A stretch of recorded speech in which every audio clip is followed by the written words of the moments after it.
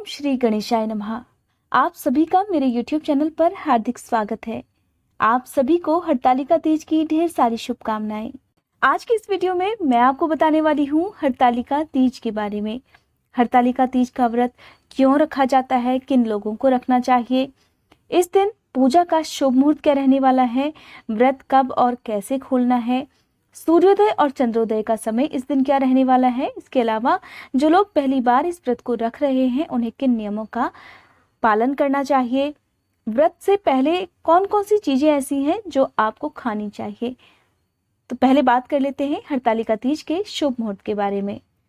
साल 2021 में 9 सितंबर गुरुवार के दिन हरतालिका तीज है। इस दिन सुहागिन महिलाएं अपने पति की लंबी उम्र की कामना से व्रत रखती हैं। साथ ही जो कुंवारी कन्याएं हैं वो भी इस दिन मन चाहे जीवन साथी के लिए व्रत रख सकती हैं। हरतालिका तीज भाद्रपद मास के शुक्ल पक्ष की तृतीया को मनाया जाता है। तृतीया तिथि प्रारंभ हो रही है 9 सितंबर की सुबह 2:35 से, जो कि समाप्त हो जाएगी 9 सितंबर की मध्य रात्रि 12:18 पर। रात 12 बजे के बाद से नया दिन, नई तिथि प्रारंभ हो जाती है। तो जो तृतीया तिथि समाप्त हो रही है वो 10 सितंबर को हो रही है। हरतालिका तीज के दिन सूर्योदय का समय रहने वाला है सुबह 6:15। सूर्यास्त का समय रहेगा शाम 6:32 पर।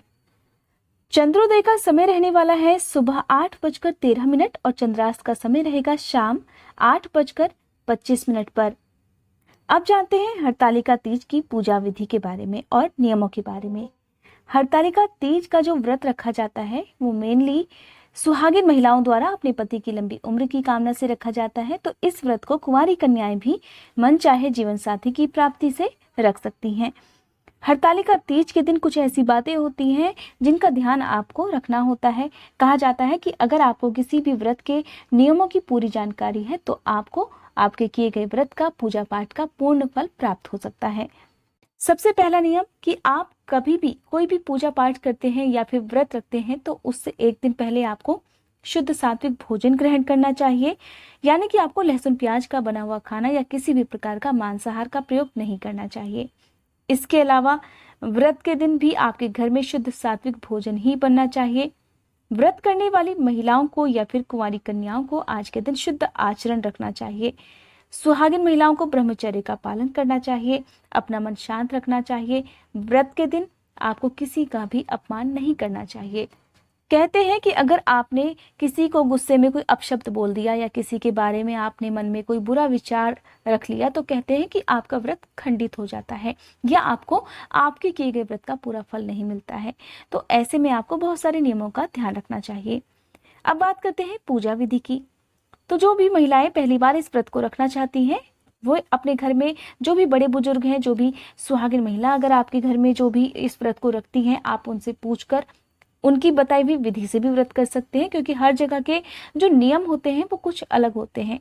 और हरतालिका तीज का जो ये त्योहार है, ये व्रत है, ये करवा चौथ के व्रत जितना ही बहुत ज्यादा प्रभावशाली माना जाता है। जिस तरह से करवा चौथ का व्रत अपने पति की लंबी आयु की कामना से रखा जाता है, तो उसी प्रकार से जो हमारे यूपी है उसके पूरब साइड के लोगों में या फिर बिहार जैसी जगह में इस दिन को बहुत ही धूमधाम से मनाया जाता है।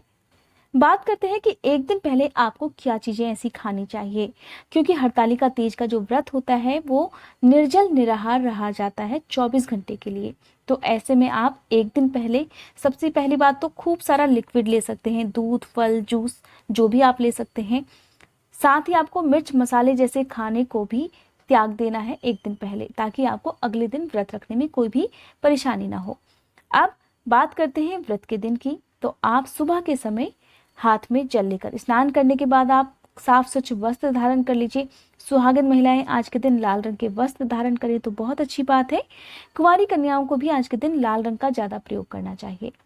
हाथ में जल, पुष्प, अक्षत लेकर आपको व्रत का संकल्प लेना चाहिए। उसके बाद बहुत सारी जगह पे तो ऐसा होता है कि सुबह के समय ही हरतालिका तीज की पूजा कर ली जाती है, तो बहुत सी जगह पर शाम के समय यानी कि दिन छुपने के बाद में पूरे विधि विधान से इस व्रत की पूजा की जाती है।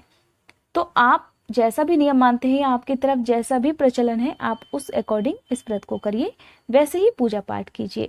बहुत से लोग आज के दिन ग्रुप में रहकर पूजा करते हैं, व्रत की कथा सुनते हैं। तो जिन भी नियमों का पालन करना है आप अपनी मर्जी से कर सकती हैं।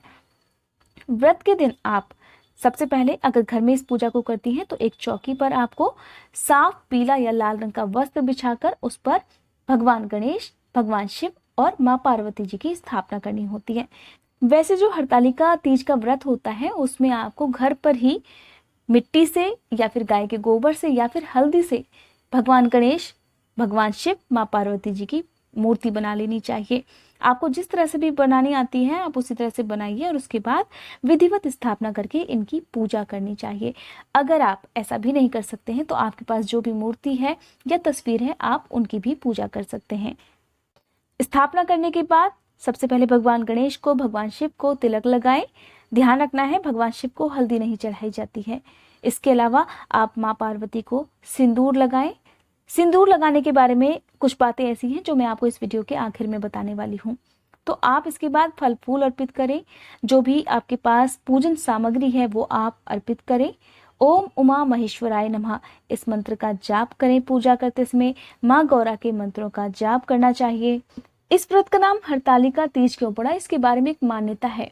कहते हैं कि सबसे पहले इस व्रत को माँ पार्वती ने भगवान शिव को पाने के लिए किया था। उन्होंने पति रूप में पाने के लिए बहुत कठिन साधना की थी। घने जंगल में जाकर उन्होंने कई वर्षों तक अन्न जल का त्याग किया था। केवल पत्ते खाकर उन्होंने तपस्या की थी। और कहते हैं कि उनकी सखी ने उन्हें अपने पिता से बिना बताए किसी घने जंगल में जाकर तपस्या करने के लिए कहा था और इसी प्रकार इस व्रत का नाम हरतालिका पड़ गया, क्योंकि देवी पार्वती अपने पिता को बिना बताए ही तपस्या करने के लिए घर से चली गई थी। पूजा करने से पहले हरतालिका तीज के दिन सुहागिन महिलाओं को पूरी तरह से श्रृंगार करना चाहिए। बहुत से लोग आज के दिन अपनी शादी का जोड़ा पहनते हैं तो कुछ केवल शादी की चुनरी पहनकर भी पूजा करते हैं। कुंवारी कन्याओं को भी आज के दिन हाथ पे मेहंदी लगानी चाहिए, यानी कि साफ सुथरे लाल कपड़े पहनकर पूजा करनी चाहिए। बहुत से लोग आज के दिन नए कोरे कपड़े पहनकर और श्रृंगार का सब सामान नया खरीद कर पूजा करते हैं। तो आप जैसी भी इच्छा रखते हैं, आप चाहे तो पुराने सामान को भी यूज कर सकते हैं। पुराने कपड़े बस धुले हुए होने चाहिए, साफ होने चाहिए, उन्हें भी आप पहनकर पूजा कर सकते हैं। आज के दिन कलश की स्थापना भी की जाती है। वैसे ये नियम अनिवार्य नहीं है, आप चाहे तो कलश की स्थापना कर सकते हैं और चाहे तो नहीं भी कर सकते हैं।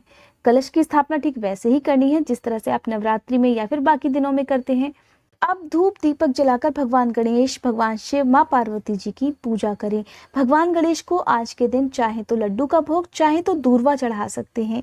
भगवान शिव को बेलपत्र, भांग, धतूरा अर्पित करें। माँ पार्वती को कोई भी फल, मिठाई अर्पित करें। लाल रंग के फूल माँ पार्वती जी को अर्पित करने चाहिए। सुहाग की सामग्री आज के दिन माँ पार्वती जी को अर्पित करनी चाहिए। लाल चुनरी जरूर ओढ़ाएं और आप पूजा करते समय ही माँ पार्वती को 5 बार सिंदूर जरूर लगाएं। ध्यान रखना है कि सिंदूर लगाते समय आप बस माँ पार्वती से एक ही कामना रखें कि हे माँ पार्वती, मेरे सुहाग की लंबी उम्र रखिएगा, आप मेरे पति को हर संकट से बचाए रखिएगा। और कुंवारी कन्याएं मन में ये इच्छा रखें कि हे माँ पार्वती, जिस तरह से आपने भगवान शिव को पाया है उसी तरह का जीवन साथी हमें भी प्रदान करना। भगवान शिव के गुणों जैसा ही जीवन साथी हमें भी मिले, इस कामना से आज मैं इस व्रत को कर रही हूँ, मेरा ये व्रत स्वीकार कीजिएगा। और फिर पूजा करने के बाद जो सुहागिन महिलाएं हैं उन्हें कम से कम 2 बार अपनी मांग में वही सिंदूर लगाना चाहिए जो आपने माँ पार्वती जी को अर्पित किया था। कहते हैं कि हरतालिका तीज के दिन ऐसा करने से पति की लंबी उम्र होती है, उन्हें हर तरह के परेशानियों से, संकटों से भी मुक्ति मिलती है। आप हरतालिका तीज के दिन सुबह और शाम दोनों ही समय व्रत की कथा जरूर सुने। व्रत की कथा भी आपको मेरे चैनल पर जरूर मिल जाएगी, इसके लिए आप मेरे चैनल पर अपलोड होने वाली वीडियोस को जरूर देखिएगा। पूजा करने के साथ साथ आज के दिन आपको बायना भी देना होता है। हमारे यहाँ इसे बायना बोलते हैं, आपकी तरफ इसको क्या बोलते हैं आप कमेंट बॉक्स में मुझे जरूर बताइएगा। बायना या सिंदारा भी बोलते हैं। तो उसमें आपको सुहाग की सामग्री रखनी होती है और इसके साथ साथ आप चाहे अपनी सामर्थ्य के अनुसार वस्त्र रख सकते हैं, साड़ी या सूट वगैरह जो भी आप दान में देना चाहें वो, या रुपए पैसे भी आप रखना चाहते हैं तो वो भी आप रख सकते हैं। फल मिठाई भी बहुत से लोग रखते हैं। तो आप जो भी चीजें अपनी सामर्थ्य के अनुसार रखना चाहें वो पूजा करते समय ही रखें और सीधे हाथ से छूने के बाद सबसे पहली बात तो इसे भगवान शिव और माँ पार्वती के चरणों में अर्पित करना चाहिए। फिर माँ पार्वती के चरणों में से इसको उठाकर अपने माथे से लगाएं और फिर सबसे पहले तो या तो इसे आप अपने घर की ही किसी सुहागिन महिला को जो कि आपसे बड़ी होनी चाहिए उन्हें आप दान स्वरूप दें। या फिर आप इसे किसी भी सुहागिन महिला को, चाहे वो आपके आस पड़ोस में हो या फिर आपकी किसी रिश्तेदारी में हो, उन्हें आप दे सकते हैं। पूजा करने के बाद आप अपने पति के पैर छुएं, अपनी सासू माँ के या आपके घर में जो भी बड़े लोग हैं आप उनके पैर छुएं, और जिसे भी आप ये सिंदारा देते हैं आप उन्हें जरूर चरण स्पर्श करें। जो भी सुहाग की सामग्री या जो भी दक्षिणा देना चाहते हैं उसे आप पूजा में जरूर रखें। बहुत से लोग सुबह ही इस बायने को निकाल के रख देते हैं, तो कुछ शाम की पूजा करने के बाद इसे निकालते हैं। तो जैसा भी आपका नियम है आप उसके अनुसार करें।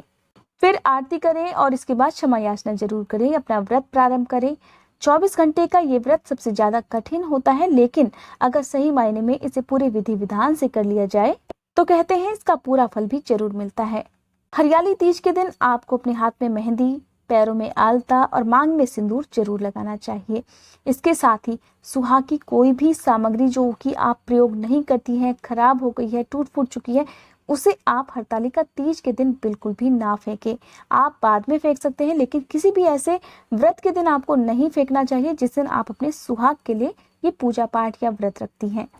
24 घंटे का ये व्रत बहुत ही कठिन होता है। अगर आप पूरा 24 घंटे इस व्रत का पालन नहीं कर पाती हैं, निराहार नहीं रह सकती हैं, तो आप रात को 12 बजे के बाद जल या फिर फल ग्रहण कर सकती हैं। वैसे अगले दिन सूर्योदय के बाद इस व्रत को खोला जाता है। पूरे विधि विधान के साथ पूजा करके ही इस व्रत को खोला जाता है। व्रत खोलते समय आप सबसे पहले कोई भी फल का जूस ले सकती हैं। लिक्विड चीजों से आपको ये व्रत खोलना चाहिए, क्योंकि आपने पूरे 24 घंटे तक बिना जल के इस व्रत को किया है। तो कभी भी कोई भी ऐसी चीज ना खाएं व्रत खोलते समय जिससे कि आपको कोई परेशानी हो जाए। भोग में लगाने के लिए बहुत सारी जगह पर आज के दिन सत्तू का भोग लगाया जाता है, गुजिया बनाई जाती हैं, खीर पूड़ी हलवा बनाया जाता है। तो आपके यहाँ जो भी रिवाज है आप उसके अनुसार पूजा करें, भोग लगाएं। बहुत सारी जगह पर इस व्रत को दूध से बनी हुई मिठाई खाकर खोला जाता है, तो कुछ जगह पर चावल के आटे में घी और चीनी मिलाकर खाकर इस व्रत को खोला जाता है। तो उम्मीद करती हूँ आज की इस वीडियो में आपको आपके सभी सवालों के जवाब मिल गए होंगे कि इस व्रत को कैसे रखा जाता है, किन नियमों का पालन किया जाता है। अगर आपके कोई भी सवाल है तो आप कमेंट बॉक्स में पूछ सकते हैं, और उम्मीद करती हूँ आपको ये वीडियो पसंद आई होगी। ये वीडियो आपको कैसी लगी इसके लिए मुझे जरूर बताइएगा, और उम्मीद करती हूँ आने वाली वीडियोस में आप हरतालिका तीज की कथा भी मेरे चैनल पर जरूर सुनेंगे।